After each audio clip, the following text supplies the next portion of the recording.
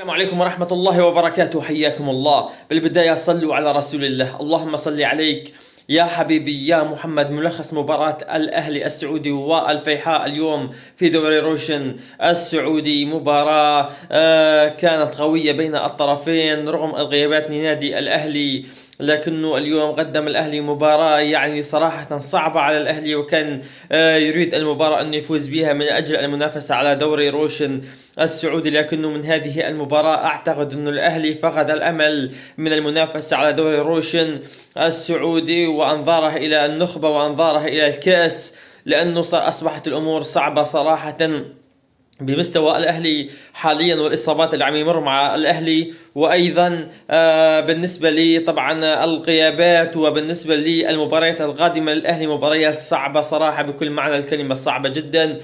الأهلي في منافسة كبيرة كانت، والأهلي يعني فقد 50% من طبعا المنافسة على دوري روشن السعودي. مباراة اليوم قدم فيها يعني أضاع عدة فرص، ما استقل الفرص من جالينو، من ايفان توني. اليوم تشوف فراس البريكان هو مدافع، تشوف كيسيه مدافع ايضا، اخطاء بالجمله من كيسيه.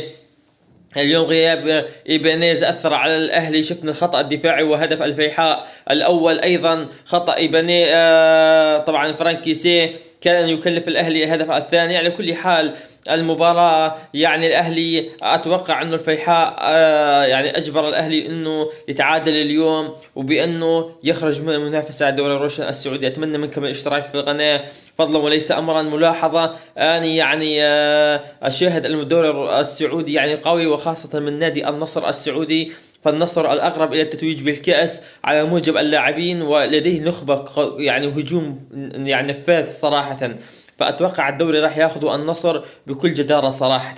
استودعكم بأمان الله.